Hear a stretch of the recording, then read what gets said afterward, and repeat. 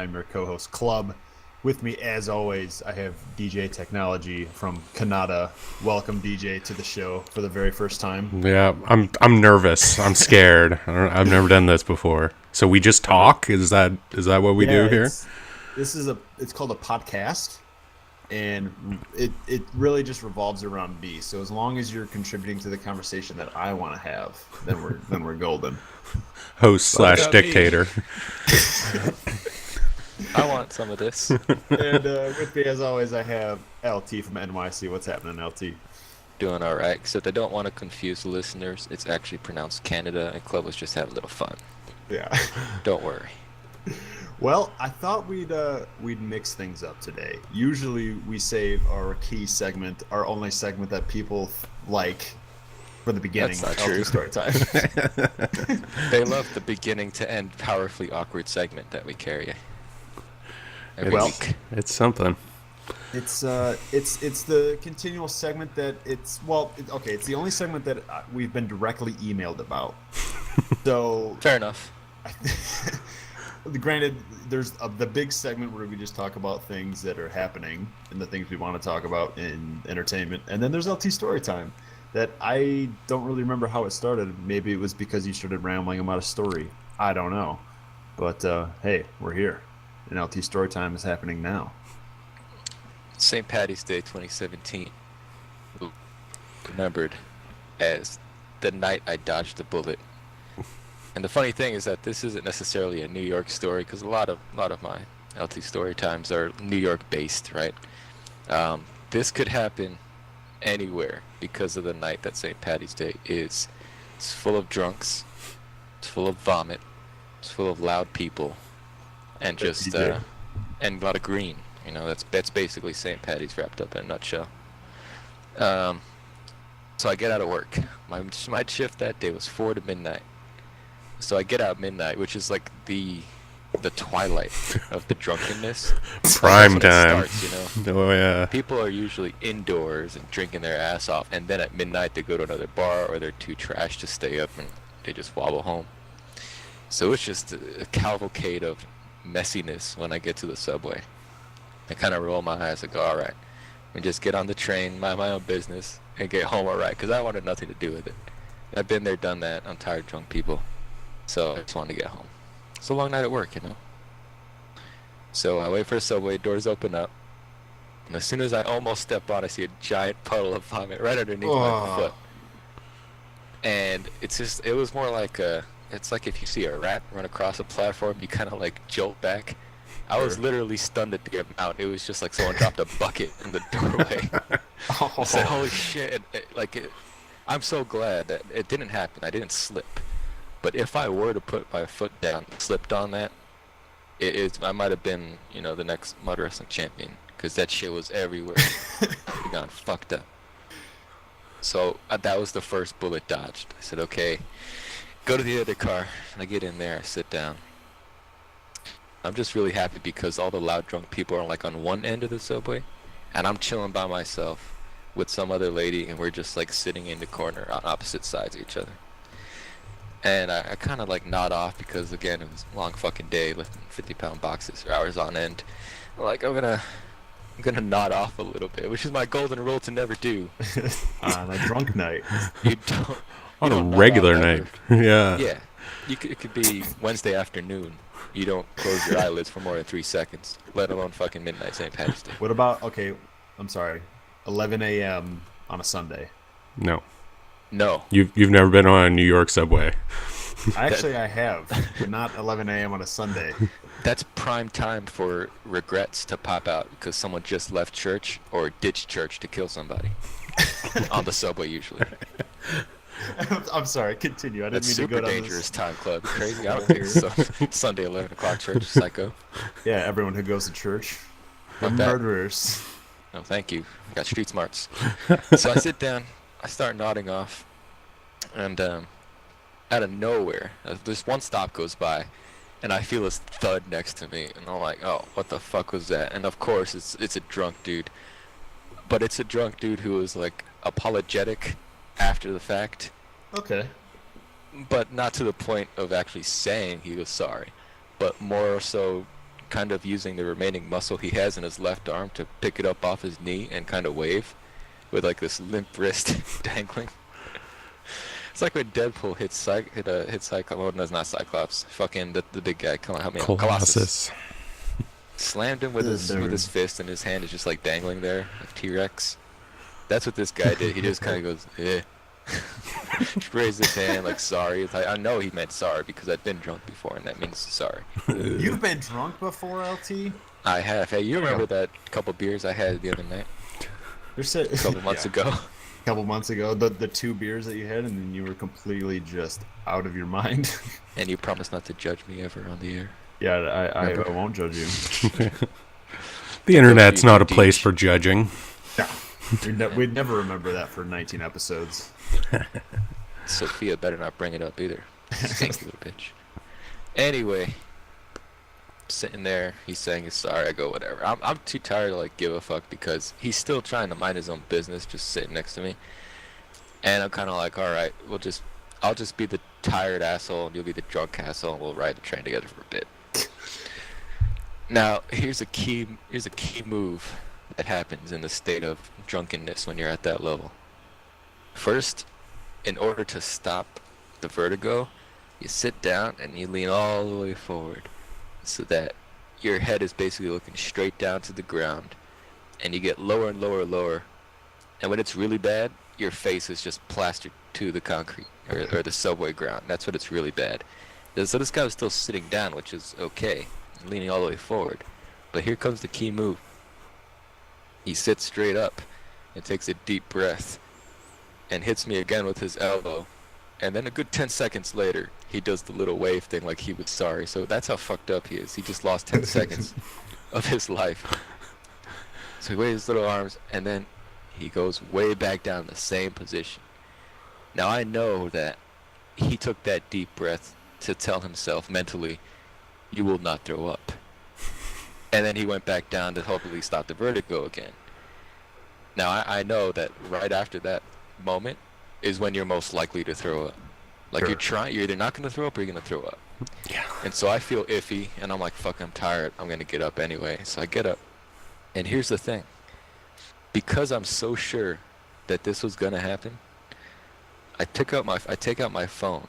It's an LG G5, the 2016 flagship model. Is that your phone? It's I wouldn't know. I wouldn't know what brand your phone is or the deep backstory of how you got your phone. Yeah. I'm just saying it can shoot 4K video. Yeah. Can it? And I just put a new SD card in it because it has expandable memory. And so I was really excited. We're not going down this rabbit hole. Yeah. All right, fuck the phone. The No. bottom line is that I was going to record the video. Yeah. I was going to record the video and start filming him just because I'm like, this would be a classic St. Patty's Day video. I could like put a subtitle like, look what I just caught on St. Patty's Day 2017, or what else is new. But I said, you know what? I'm not going to be that asshole just waiting for someone to fucking puke all over themselves. So I didn't do it. Put the phone back in my pocket, and what happens a second later? And it was one of those things where it's just, you could see it as often as possible, but it's still surprising every time. Where there's no muscle movement, it's just someone opening their mouth and just like water spewing out. There's no like forcing it out. It's just dropping out by the liter, splashing everywhere. The lady across from me, she didn't have this foresight of drunkenness. Apparently, she never got that tipsy before. So she's got her heels like lifted up off the ground onto her seat like she just saw a mouse. Going, ah. Meanwhile, I just start walking to the other end of the car, like laughing my ass off and just like hitting myself in the head. You had 1 fucking second to just take out the camera and start recording. You knew better, LT. But that was the second bullet dodged, and just happened to be the funniest one. Well, the good news is, I'm sure thousands upon thousands of people caught other people throwing up with their camera. So I think we're okay. I think we have enough footage of St. Patrick's Day. You know what? I wouldn't have felt so bad about it for that very reason, except for the third bullet that came round. Ooh. I get off the subway, and what do I hear? Those drunken assholes who are on the other side of the subway car. I'm a little bit closer to them now. And so we happen to get off at the same fucking subway stop. And pretty much two steps out of the car, I hear, I turn around, and this fucking frat jackass is throwing up all over the fucking platform. Not even like going to the corner or the side of the wall or in the tracks or like in that gap of the subway. He just goes all on the platform, like making a little island so that no one can pass through. I'm like, what a fucking asshole. And his buddy is there filming this fucking thing, laughing his ass off. What a buddy. What And a I'm like, pal. holy shit, I could have been that guy. I could have been that motherfucker. And now I'm in the background of some dude puking, might get a million hits. I'm just like looking, just kind of dumbfounded, because again, the surprise is still there. I'm like, wow, it's a lot of fucking vomit. Well, in It case you was- are just joining us, that is how you start a podcast. Take notes, Serial. Take notes, Giant Bomb. You start off your podcast with the St. Patrick's Day puke story. That's what you do. With the triple drop. Triple. That's 1, 2, Trips. 3 bullets dodged. That first one, dude, that first one was worse than the one on the platform even. It was just shocking. It looked really chunky, and I don't want to get into it. It was rough. Ugh. I had to get that off my chest. I need to tell you guys what I went through. Like, I feel better. Yeah. We've all been All right. there. Well, let's get into the meat, if you will. Oh, don't say meat. Don't say beef stew. Come on. let's get to the beef stew of what Oh. is Smirk Hour. It is games, movies, and comic books. Every eclipse, Yep. we'll talk about comics. I- Let's talk some Mass Effect. Oh, I know, Oh. DJ. I know you've played this, yes. and you have your concerns, man. And I think the world needs to hear them. Well, it's there's been a lot of noise around the sort of jankiness of the animations and the old clay face of the characters and stuff like that, and I definitely, playing through the 10-hour trial on EA Access, I definitely experienced some of those things, and I took some time though to kind of think about it and sort of reflect back on other BioWare games, and I've come to the conclusion that nobody ever says, "Hey, check out this BioWare game. It's got buttery smooth animations. It looks like real life." Yeah, that's what I'm sorry. Yeah. Before I go off on a rant, Yeah. continue. Well, and so kind of thinking back to like even just Mass Effect 3, I was like, animations weren't really that great. Like, well, I'm gonna walk away now. Boop, boop, brr, so I think people are, kind of forgetting what BioWare is about and about sort of this story-driven element, and I think for the first sort of hour or so, the writing's definitely very over the top. Like, we're gonna do this. This is what pathfinding's all about. You're a Pathfinder. by This is way. the greatest moments. Is that an SUV, a Pathfinder? Yeah, exactly. I'm not sure. Probably. So I don't know. For people to go on to the internet and like harass somebody who was listed as an animator for a subcontracted company is kind of like, all right, guys, settle down, right? So Like we love video games as much as the next guy yeah. here at Smork. even a Network. little bit more than the next guy. Yeah, obviously, yeah. Yeah. We can do a podcast about it. So. We meet for an hour every week just to talk about video games. Yeah, not even to play them together. We No, just just talk. talk about. Well, to be fair, we talk about other cool things too. We talk about people throwing up on trains, for instance. Yeah, real cool. But before I even launched Andromeda, I wanted to go back and play a little bit of 3. I don't know why. I just felt like I needed to for some weird reason. And I'm playing through it, and I'm reading some stuff on the facial animations and all the stuff in the lip syncing, And if you go back and play Mass Effect 1, 2, or 3, the lip syncing is like not there. Yeah. It's not like it's bad. It's not like it's great. It's just kind of it exists to make it somewhat believable, but you have to put some of your suspension of disbelief into that because it's not going to look like a Last of Us cutscene. That's not what they've Yeah. ever gone for. Well, and in BioWare's defense, like, look at the massive amount of dialogue that's in these games, right? Like, to try and perfectly animate every little lip movement for every single word, like, we would just never have this game. It would never fucking come out. Like, All the RAM would go towards lip syncing, and then people would be like, exactly. "Where's the combat?" Well, Yeah. we couldn't put combat in the game because the lip syncing was perfect. yeah, exactly. I don't need to lip read a game, like, so. Yeah, the internet's a funny place, right? And I think especially where this is the first Mass Effect game on this generation of consoles, people have, I guess, higher expectations for sort of the fidelity and the animation and stuff, but I don't think they seem to realize like how massive this is, and it's not even necessarily a animation issue, right? Like, in game development, you're trying to put thousands of pieces together to work, and one piece might sort of clash a little bit with another one and create these issues, these bugs, right? So it's very unfair to say that this one lead animator was responsible for all the lip movement and all of the game, is pretty internet-like.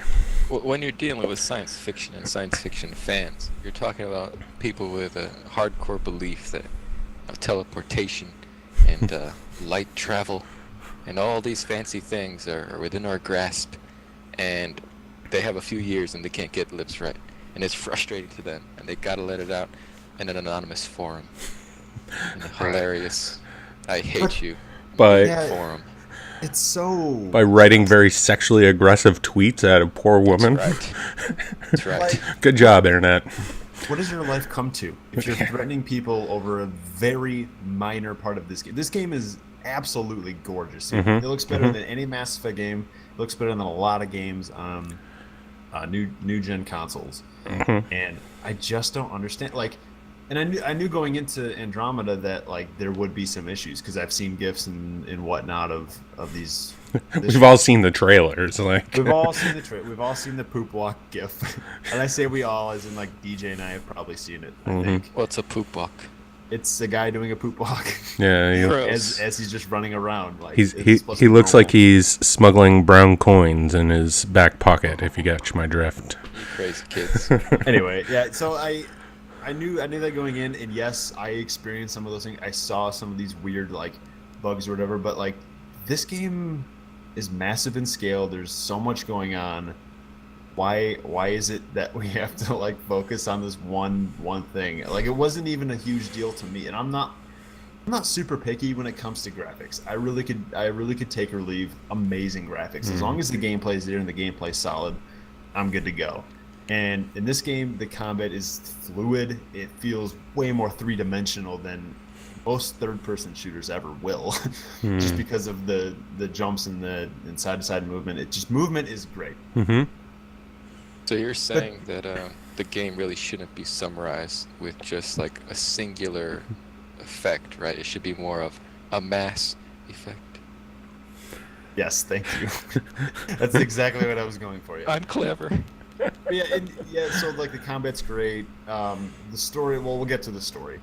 But I just could not understand why people are like threatening people's lives over this.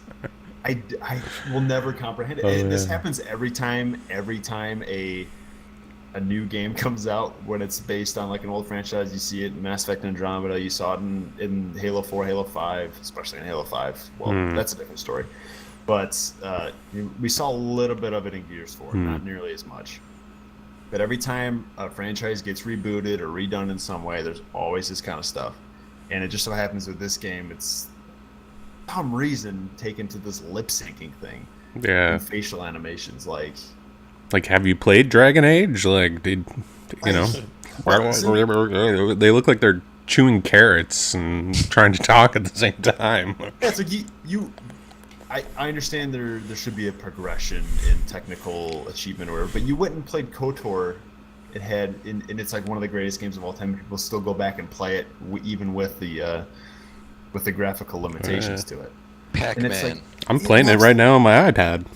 it's like leagues and just far beyond what that is. Mm-hmm. Space Invaders. Way beyond Space Invaders. Anyway, the point I'm trying to make is chill out, internet. You're fine. Yeah. Yeah, every time I hear like a bunch of uproar going on and people want to pick a fight, it's Stan Marsh is dead. Isn't that his name? What's his name? You were all robotic for a second, bro. Yeah. Oh no, what happened? I don't know Am what I you say. overmodulating right now? Yeah. You should You're overmodulating. definitely turn down the hertz. What am I gonna do? I don't know how to do that. We'll take the electrodes and just kind of shake them up and then throw them. Yeah. Positron or neutron? Yeah. Positron, dude. Come on. Oh fuck! I gotta get my table of elements out. Anyway, what were you saying? Can you hear me? Yeah, no, you're Yeah. good. Oh, you're good. We're just yanking your chain. Oh, I see. The fights. Yes, that's what I was on. These internet kids wanted to pick a fight and they go like that kid's dad in South Park. You want to go, bro? You want to go? Let's go. And they're just like an inch from the guy's face. Let's go then. All right, let's go. And then they start taking a step back. Come on, bro. Come on, bro. I take a step back. They'll get right in there. They'll throw as much verbiage as they can, but they will never fully step up to the plate. Someone knocks on their door, they're gonna cower behind their keyboard again. Fuck them, punk ass kids. The thing is, too, and feel bad. I feel really bad for game designers. Is they have probably one of the most what's the word here I'm looking for, DJ? Indentured servitude job. Yeah, pretty much. That, yeah. It's one of the most taxing. I would say it's one of the most taxing jobs to look at, because not only do they have an immense amount of pressure from a publisher to make a game that they can sell and get it out on time, this incredibly complex combination of like a movie, gameplay, music, storytelling, all this stuff combined into one thing, get it out in a year or two, and hopefully it's really good. And you got the suits above these guys, these poor guys in their desk working for 12-hour days, 16-hour days, right to go into a board meeting. You have 2 or 3 suits taking these comments seriously. Yeah. Well, you didn't understand that Mass Effect fan number 1 says the lip sync is like cock and balls. This is unacceptable.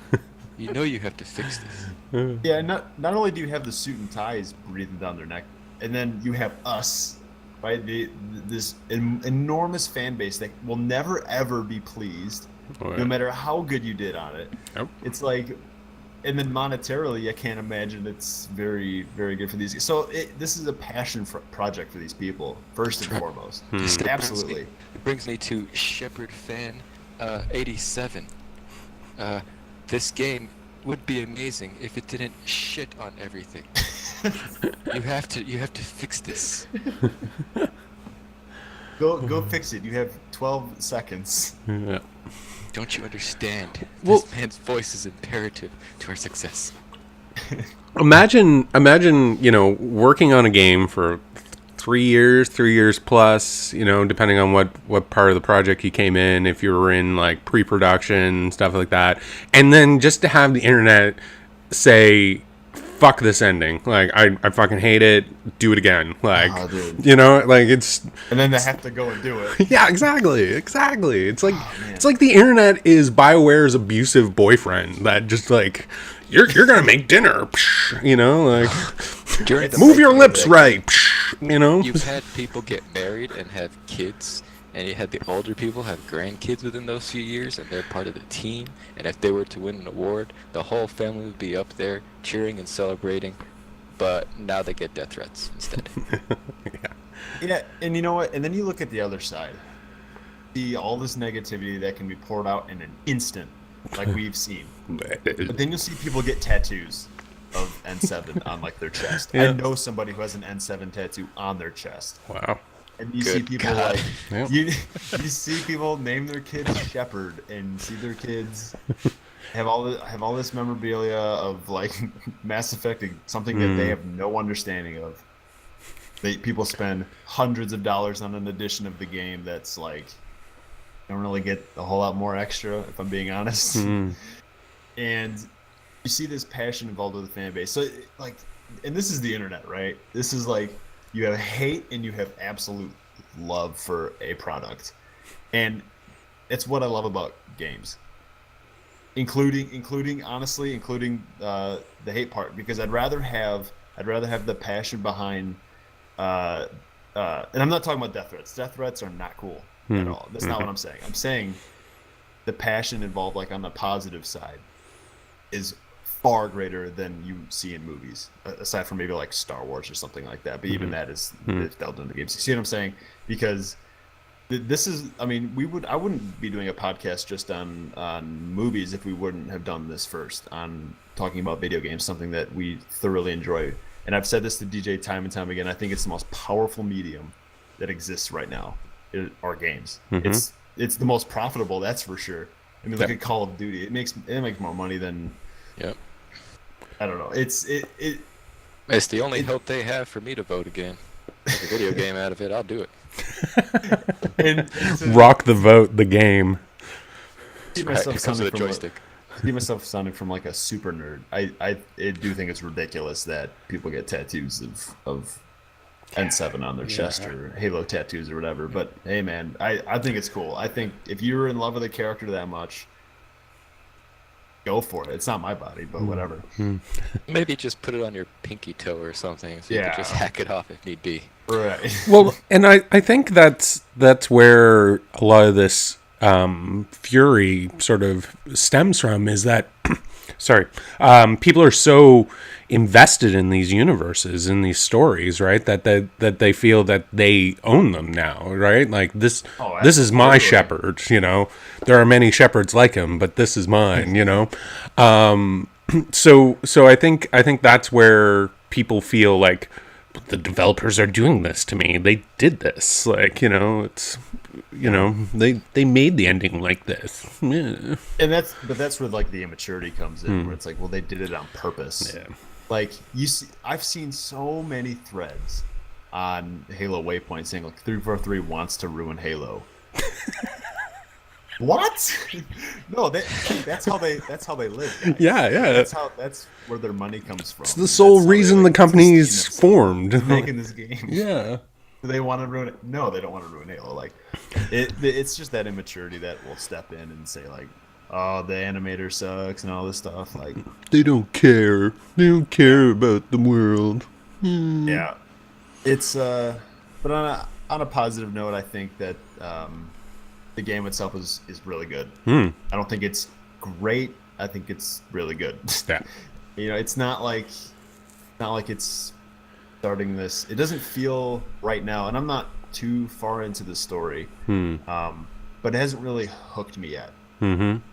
Like Mass Effect 1 did. Yeah. And so I'm just gonna wait around and see what happens. I'm interested so far to see what happens in the story. I think it's a really good premise, and sort of the story beats so far have kept me going with it. The combat, like I said, is way better than any of the other titles, Definitely.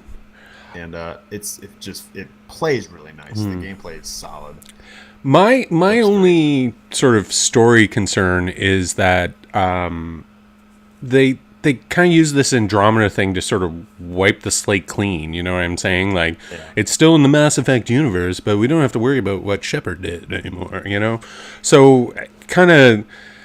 I'm sad that they cut the ties in that sense. That you know, we had this one character that we built and created a story for 3 games, and now he's just sort of like a footnote that I select whether he was male or female. You know, so. Yeah, and who knows where that's going to go in the future. I mean, the game comes out tomorrow, so people will know by the end of the day. Yeah. Probably before that. Well, reviews are out. The embargo lifted. It's, you know, it's okay. Like, people are saying it's good. It's not great. It's not, you know, super, but IGN give it like a 7.77 or something like that. yeah, That means. yeah, it's kind of sitting around a 75 on Metacritic if you 77. sort of follow those things. Hello, Triple Toxic seven. Terrorist. We'll be doing questions at the end if you want to chat in or jump into the conversation here.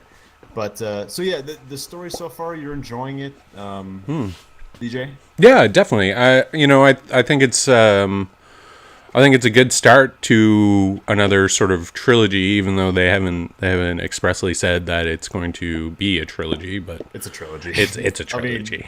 they're not fooling anybody. Yeah, It's gonna be a exactly. trilogy. It's too a much of quadrilogy. moneymaker. I'm 2017, picking up their game. Yeah, I'm excited to play more. I'm definitely, I'll be investing time in it. It's definitely hard to judge a 40 plus hour game on the first, 2 or 3 hours, right? I feel like I'm just at the tutorial essentially, right? So I think Club and I can take a point. Like we can get we get the gist of it, man. You want to go? You want to go play? We get it. Damn it.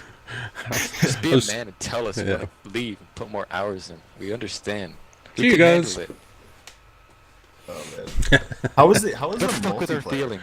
I've not played the multiplayer at all. It's pretty much Mass Effect 3. Which is okay because now with the new sort of movement mechanics, it definitely it gets a little hairier and you can kind of get yourself out of trouble a little bit more. But again, just very similar to Mass Effect 3. Wave base. Sometimes there's an objective, and there's about 5 levels right now, which kind of have already gotten kind of boring, and I haven't played a whole ton, but. Oh boy. But I think it's something that, especially once you start ramping up the difficulty, and you start leveling up some of these different characters that you can select, I think it'll start getting definitely very interesting when you start combining abilities with squad mates. And I haven't had a chance to really play with like either you, Club, or really people I know, so I'm looking forward to that. That's for sure. I am on the fence with it myself. I haven't played the game at all yet, and I'm really curious. So there's one question that is going to make it or break it for me. Mass Effect Andromeda or Miss Pac-Man? Miss Pac-Man. Oh, That's yeah. good. I knew it. Okay. Club did it to me straight. Yeah. I mean, it's gonna be fun when that comes out. I always have this setup where if I'm playing a single player game, I get like my good surround sound headphones. You just kind of go offline for a sec and just soak in this great sci-fi epic, man. It's like the 40-hour sci-fi movie. It's what I'm in there for. You reminded me of a game I just played recently. It's not as cool as Mass Effect, but it was for free, and I gave it a shot. Would you like to hear about it? No. Okay. Let's move on. All right. Power Rangers. Power Rangers. Go, Power Rangers. Did you? Okay, hold on. Yeah. Before we move on to Power Rangers, LT, have you played the entire series of Mass Effect so far? No, I played a part knew of the it. beginning of Mass knew Effect it. 1. I I knew played it. all of Mass Effect 2, I played all of Mass Effect 2, and I didn't play any of Mass Effect 3. And I really want to. I just don't have time. Good. Old. You're not fooling me. I'm old. I want a baby. No, you don't. No, you don't. I want a wife who's You in my have house said- 24/7. And a you've said kid to me crying so wake many me up at times. 3 a.m. after I wake up too early at 1 a.m. because of my loud radiator. That's exactly what I need in my life. More loud noises. You hate kids. It's just simple as that. You can say it again. Listen, I'm 33 now. I only have a good 30 plus years I could even He's make only got babies. one or two good eggs left, so. It's deteriorating. My deliciousness is deteriorating. Oh, man. It's All like right. it's like pineapple juice right now. In 30 years it's gonna be like curdled milk. I gotta get on this. That's not a visual we needed. Power You didn't even Rangers. think about the amount of vomit on trade stations either, did you? You didn't ask for that in your Power life, did you? Rangers. We have set a horrible bar for this episode. We've I set knew a it was coming for humble bar. 38 also.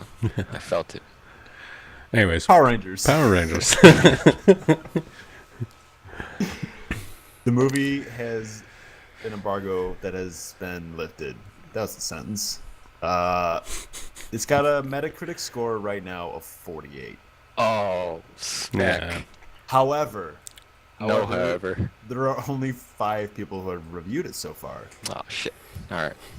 But the highest one is a 70. And I've already made my whatever on scores or whatever, but it looks like it's okay or pretty good. Let's see. IGN has been pretty positive about it. They've got problems with it, but let's see. They gave it a 7 for whatever that means to you. Wow, that's a huge budget. I didn't realize they had a $105 million budget for this movie. They spent half of it on banks there for Rita though. So Did you say 170? 105 million 105 on Power is Rangers, just as bad. yeah. the cinematic adventure. Black Ranger is the best 99 says. There is no person in our chat right now. God, it's just so ridiculous. Oh man, A pile of shit worth $105 million is what they're trying to say. I want to see it. Yeah. I think I'm going to. I haven't seen Kong yet either, so I might do a little double feature, a little Kong, little Power Rangers action. What's that? You're breaking up there, pal. You got modulation. Got some overmodulation going on. Yeah. Well, looks like I get to edit this part of the episode. Yeah. Do I have to do anything? Do you Can have we to just lower the bitrate a bit, Deej? Yeah, for sure. Yeah, we're right. on, yeah. It's nothing technical. Electrons and neutrons. And Exactly. Exactly. All right. Let's I don't drop her wanna down. modulate, Channel TJ. edited. There. I do not want to modulate. Oh my god. Beep bop burp burp beep burp burp. Great.